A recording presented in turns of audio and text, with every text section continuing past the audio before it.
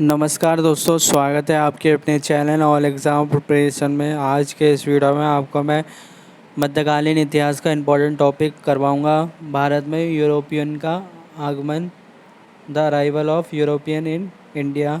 कौन कौन यूरोपियन आए, कब आए, इम्पोर्टेंट पॉइंट इससे रिलेटेड जो कि सभी टीचिंग एग्ज़ाम और बाकी एग्ज़ाम के लिए वेरी इंपॉर्टेंट है। तो वीडियो को शुरू करते हैं। सबसे पहला पॉइंट है, भारत में यूरोपियन नौ का आगमन। जहांगीर के शासनकाल में 3 यूरोपीय यात्री William Hawkins, William Finch, sir Thomas Roe ने व्यापार की दृष्टि से प्रवेश किया और व्यापार की अनुमति मिलने के बाद इन अंग्रेज़ों ने भारत में अपना व्यापार स्थापित किया।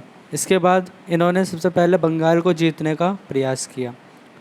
सबसे पहले आए थे पुर्तगाली 1498 में, ठीक है। सबसे पहले पहला पुर्तगाली वास्को डी गामा आया था, ये तो सबको याद ही होगा, जो कालीकट बंदरगाह पर उतरा था, जिसका कालीकट के जमोरीन ने स्वागत किया था।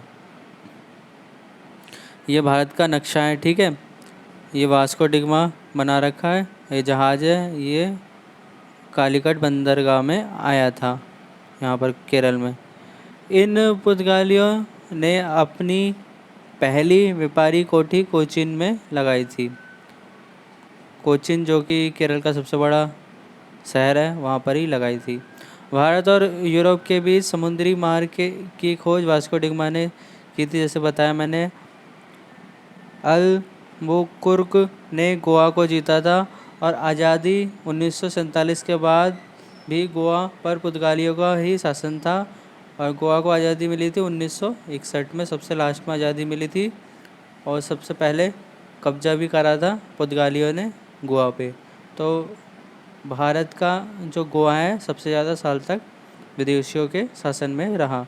पुर्तगालियों ने गोवा के साथ दमन द्वीप को भी जीता था। भारत में जहाज़ निर्माण, तंबाकू की खेती, प्रिंटिंग प्रेस की शुरुआत पुर्तगालियों ने ही की थी। ये क्वेश्चन आ जाता है कि पुर्तगालियों ने भारत में किन चीज़ों की शुरुआत की थी। प्रिंटिंग प्रेस, ठीक है, जैसे अखबार इससे छपते थे, किताबें छपती थी। तंबाकू की खेती और जहाज़ बनाना इन्होंने ही शुरू करा था। उसके बाद हम बात करते हैं डचों की। डच मतलब नीदरलैंड्स, ठीक है। कॉर्नवालिस हर्डस्टमान, ये सबसे पहले मछलीपट्टनम, ये आंध्र प्रदेश में है, वहाँ पर आया था। भारत में पहला डच यात्री कॉर्नवालिस हर्डस्टमान भारत के पूर्व में सुमात्रा पहुंचा था। सुमात्रा कहाँ पर है? ये है इंडोनेशिया में, इधर की साइड, जो अंडमान निकोबार है उसके दक्षिण की साइड। डचों ने अपनी पहली व्यापारिक कोठी मछलीपट्टनम में लगाई थी, यहाँ पर लगाई थी कंपनी अपनी।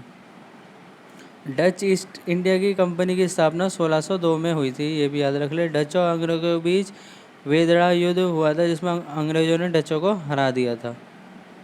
अंग्रेज सबसे ज़्यादा शासन तक इन्होंने ही शासन किया था, सबसे ज़्यादा हिस्से तक।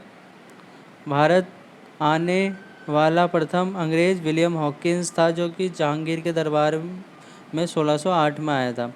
अंग्रेजों ने पूर्व में अपनी पहली प्रथम व्यापारी कोठी मछलीपट्टनम में लगाई थी और पश्चिम में सूरत में लगाई थी। 2 हिस्सों में लगाई थी, एक तो यहाँ पर गुजरात में सूरत में लगाई थी और एक मछलीपट्टनम में लगाई थी।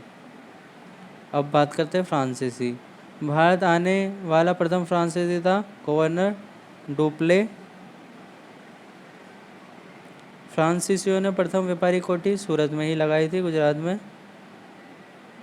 पौंडीचेरी पर कब्जा फ्रांसीसियों ने किया था, यहाँ पर चेन्नई से दक्षिण में। अंग्रेज़ों का भारत पर आक्रमण।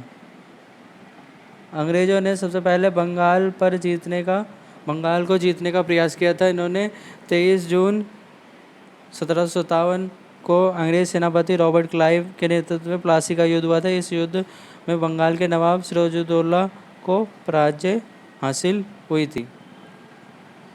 उसके बाद 1761 में पानीपत का तृतीय युद्ध हुआ, जिसमें मराठा और अहमद शाह अब्दाली के बीच हुआ था। तो उसके बाद अंग्रेज़ों ने